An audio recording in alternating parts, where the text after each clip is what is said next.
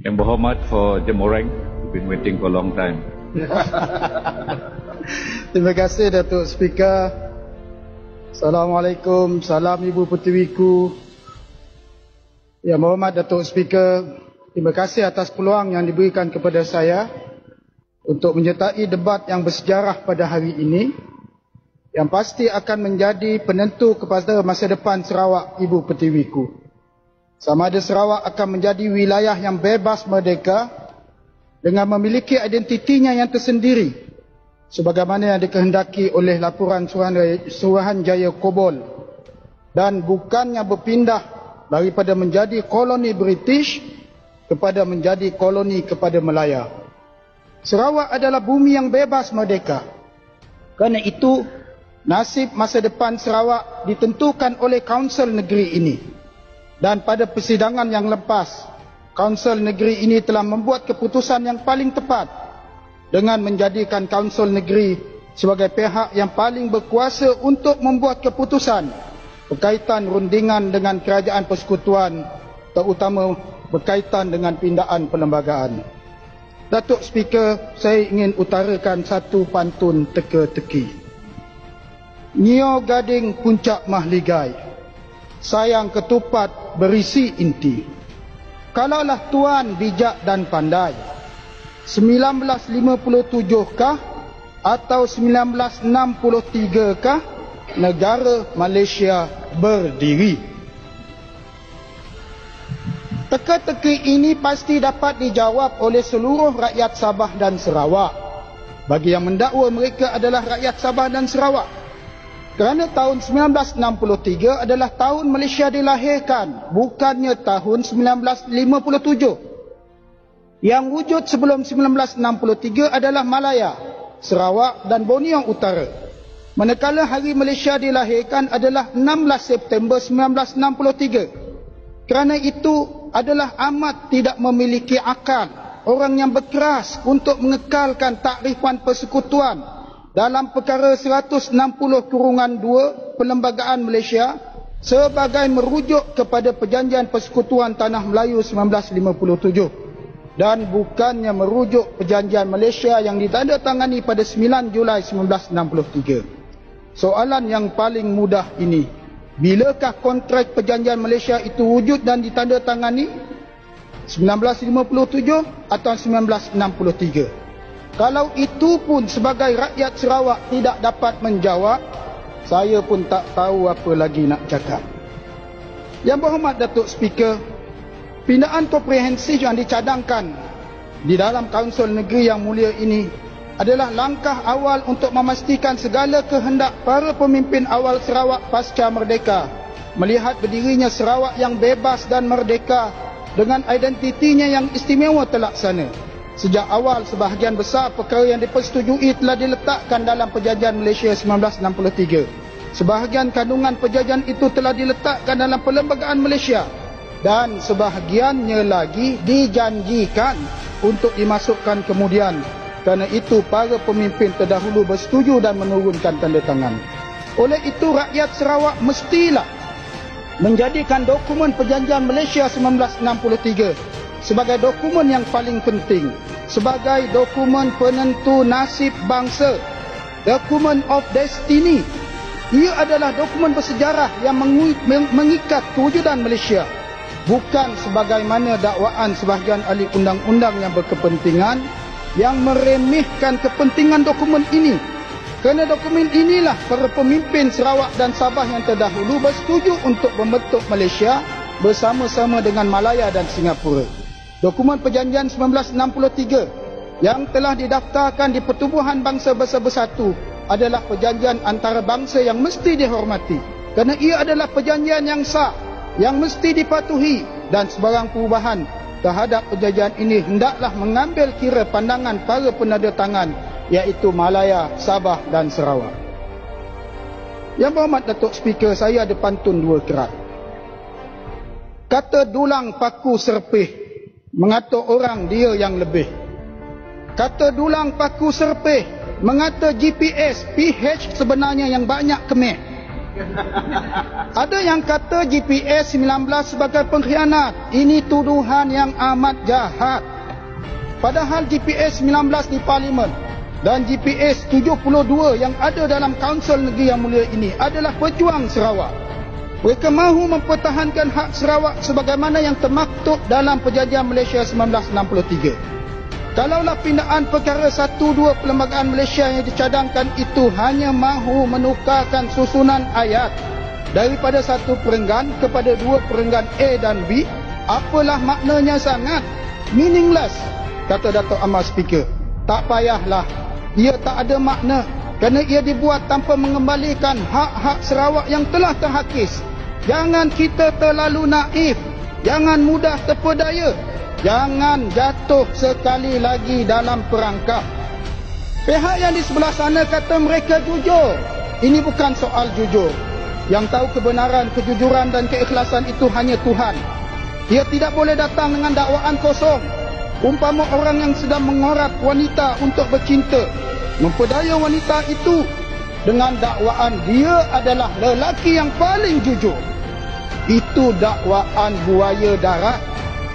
Rakyat Sarawak arif sangat perangai buaya ini. Kerana itu banyak buaya di Sarawak boleh ditangkap hidup-hidup dan tidak selamat. Jadi jangan fikir rakyat Sarawak mudah terpedaya. Tetapi apa yang berlaku sebenarnya ialah pihak sebelah sana kurang cerdik. Apa yang mereka buat adalah memasang perangkap sekali lagi untuk rakyat Sarawak, agar kita Sarawak sekali lagi terjatuh dalam lubang manipulasi mereka. Kerana itu kita bertegas agar pindaan perlembagaan perkara 1-2 hendaklah ditambah 4 perkataan atau 5 perkataan, iaitu pursuant to Malaysia Agreement 1963. Barulah pindaan itu ada makna. Apalah yang kedekut sangat untuk setuju menulis 5 perkataan itu?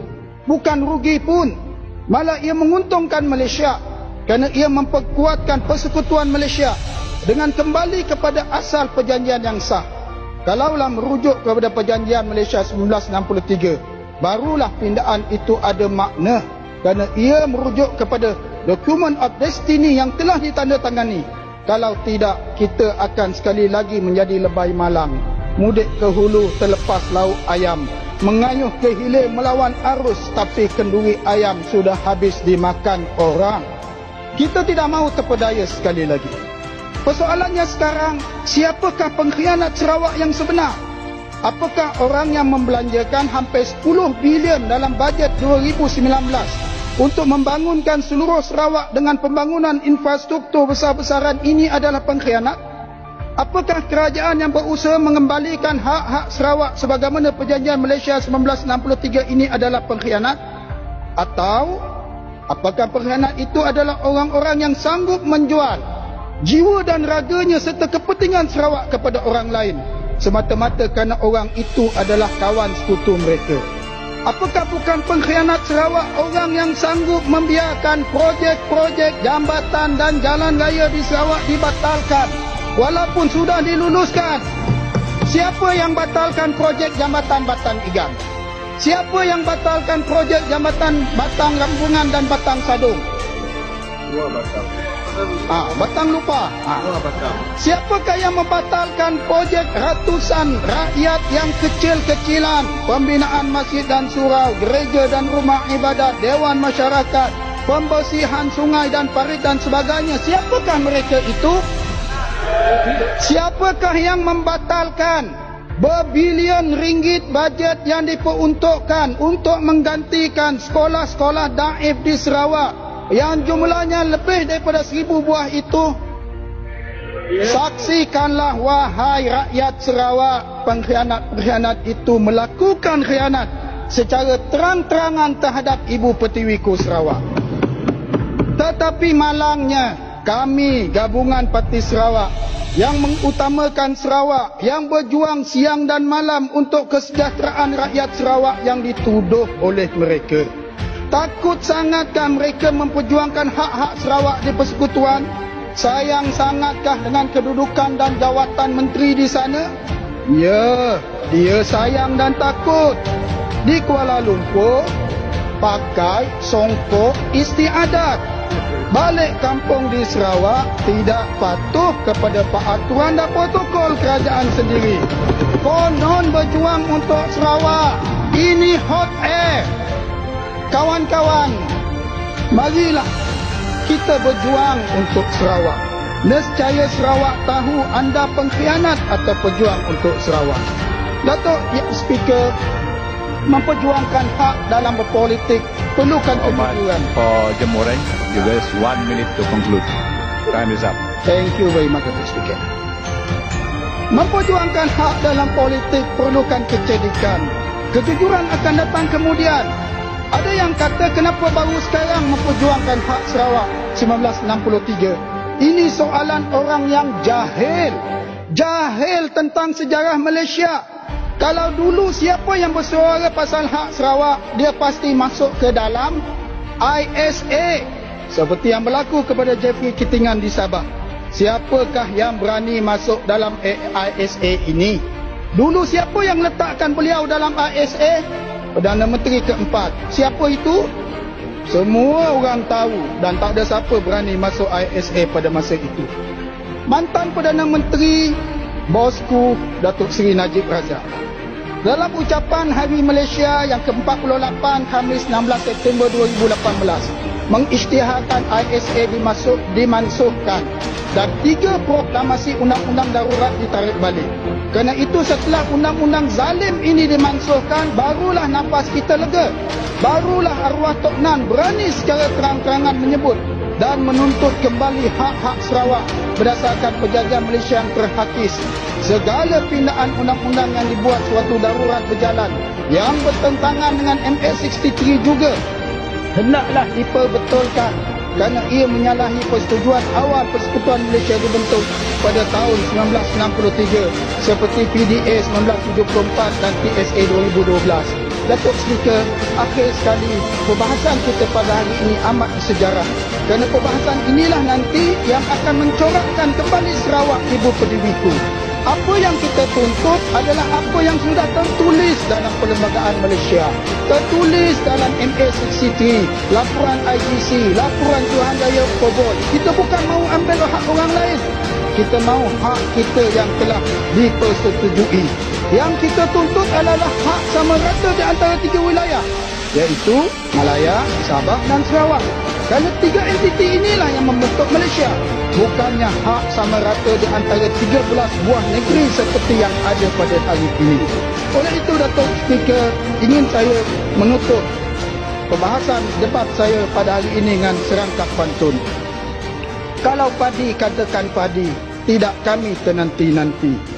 Kalau Perlembagaan Malaysia benar-benar membawa erti, Iban, Bidayuh dan Lumbawang, masukkanlah dalam perlembagaan sekali.